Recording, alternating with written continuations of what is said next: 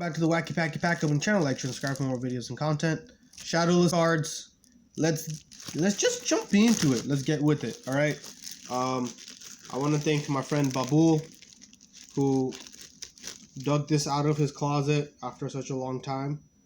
I have a whole bunch of cool Shadowless stuff and an Ancient Mew in there, so you guys can check that out.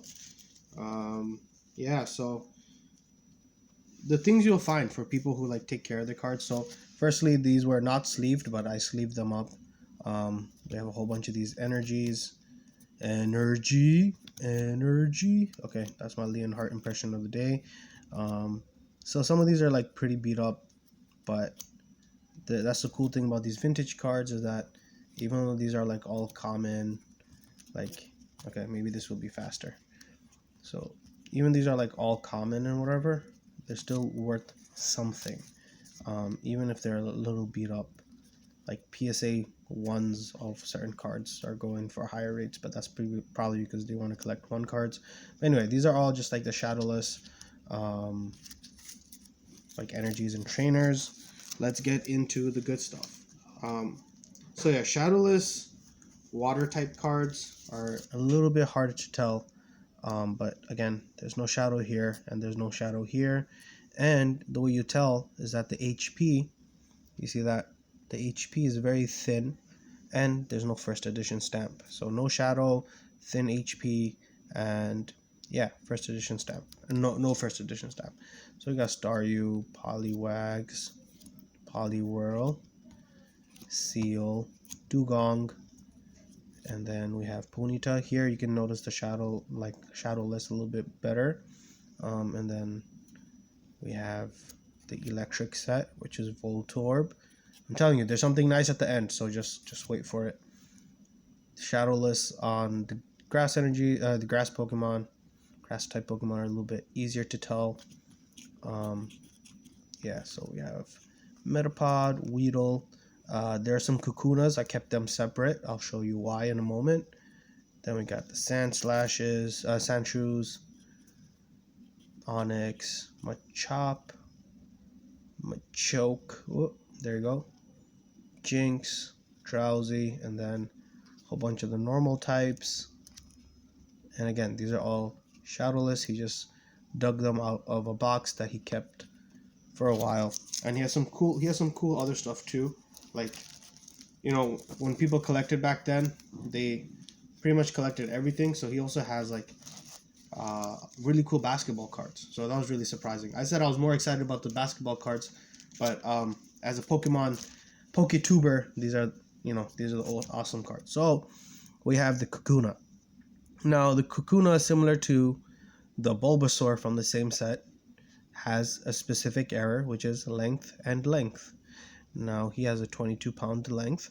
I think this is common for all Kakunas in the first set, so all of them are technically misprint, but I just kept that on the side because people like that type of stuff. And again, the condition is not like the best, but because they are what they are, they're still worth something.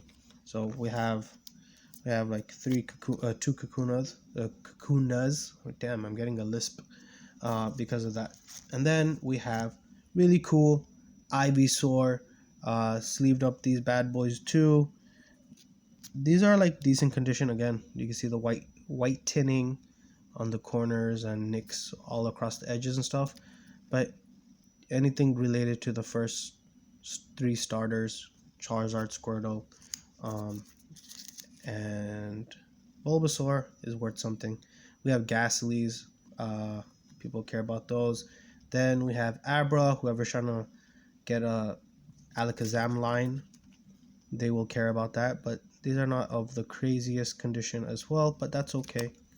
Kadabra, which in his original Pride and Glory, and then he got censored later on, so Kadabra is always a good find to have.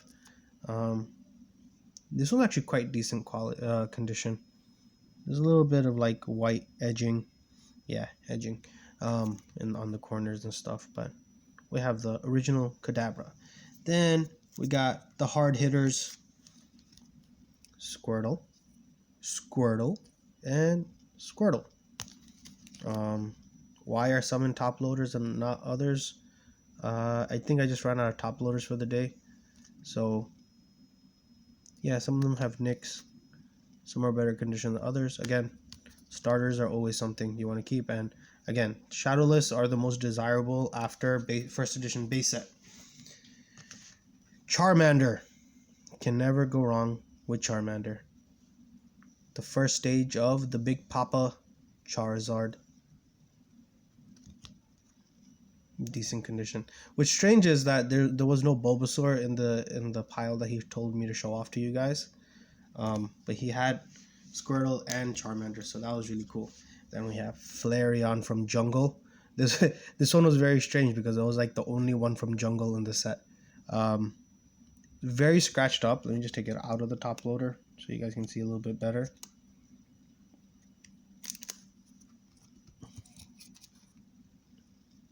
Yeah, see, it's a bit scratched up, but this is like one of the more like fan favorites, very famous Pokemon cards. A little stained here and there. And then the back was pretty beat up, but I put this baby on his top loader. It's very nice to find this like original vintage stuff. And then the Big Papa in this whole entire set is the one, the only Venusaur Shadowless.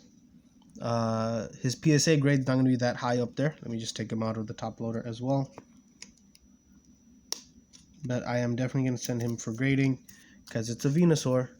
So let's start off from the back. As you can see, a lot of edge wear and tear. But he's gorgeous. Very cute. Miliyosaki, shout out to you, baby. You have a whole bunch of Shadowless Venus, I think. So, yeah. So it's a little scratched up, beat up. But, again, like, people to have, like, a high value card like this, to be able to see it, forget about the value, just to be able to see something that's 20 plus years old. This is 99, so that's what, 21 years old. 98, 99, right? Yeah, this one was 99. It shows here on the bottom. Yeah, so this Venusaur, definitely a great find to have. And then I have one more card to show you from his collection, Babul's collection, and I want to thank him again for letting me bring this on. He just wanted to show it off to you and to give him a shout out. So what you got? This is an Ancient Mew from the movie. It's a promo card, and he actually took very good care of it. And I'm gonna send this off to grading too. This one actually, wow, this one's actually very well centered. If you guys saw my last video, I got some Ancient Mews as well, and the centering was not as good as this. This one, yeah, the centering looks phenomenal, and if it doesn't have any scratches, whatever, right now we're seeing it through the case, but it could easily be it looks like it could be a 10.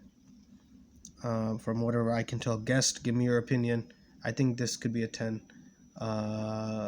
So that it's possibly like a $300 card just by being maintained. So whatever cards you guys do have, take care of them, love them, cherish them, and you know they will be worth something one day. I think Venusaur is a couple $100 too if it's in a decent condition. If it's like a 9 or a 10 or whatever, that's a couple $1,000. But even like on the lower end, these are like desirable cards, and they're only going to increase in value.